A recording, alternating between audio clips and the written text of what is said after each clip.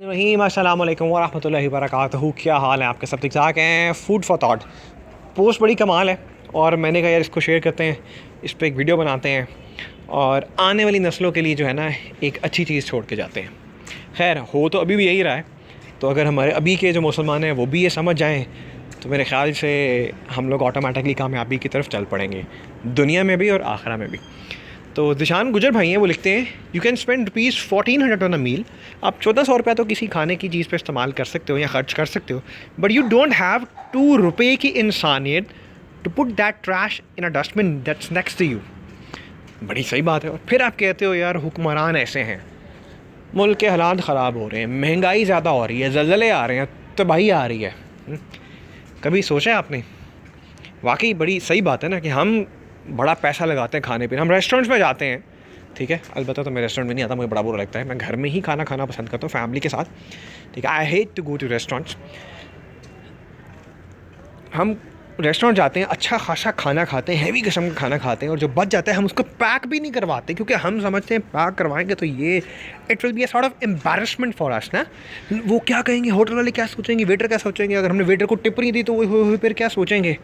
तो नया नया पैसा आया होता है तो हम लोग उस पैसे को ना शो ऑफ के तौर पे इस्तेमाल कर रहे होते हैं। हालांकि वही अगर आपका खाना बच जाता है, अलबत्ता तो मंगवा ही उतना जितना खाना है, और अगर बाई चांस ज़्यादा मंगवा लिए बच गए तो उसको पैक करा के जब आप अपने घर आ रहे हो तो रास्ते में अगर कोई गरीब लोग आपको नज़र आ जाते हैं, आप उनको दे दो। जो सफ़ेद पोश लोग हैं उनको दे दो।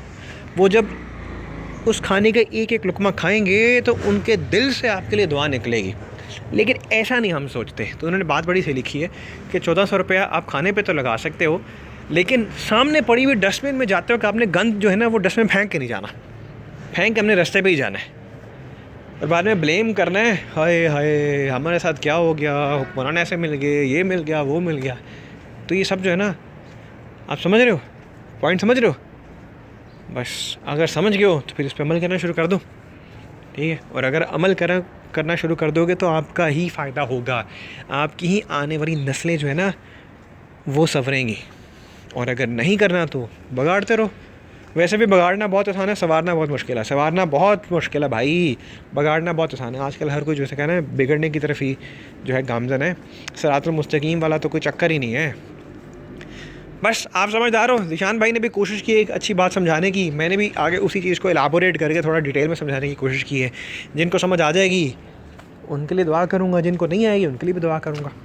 ढेर सारा ख्याल रखिएगा, दुआओं में याद रखिएगा। पाकिस्तान जिंदाबाद।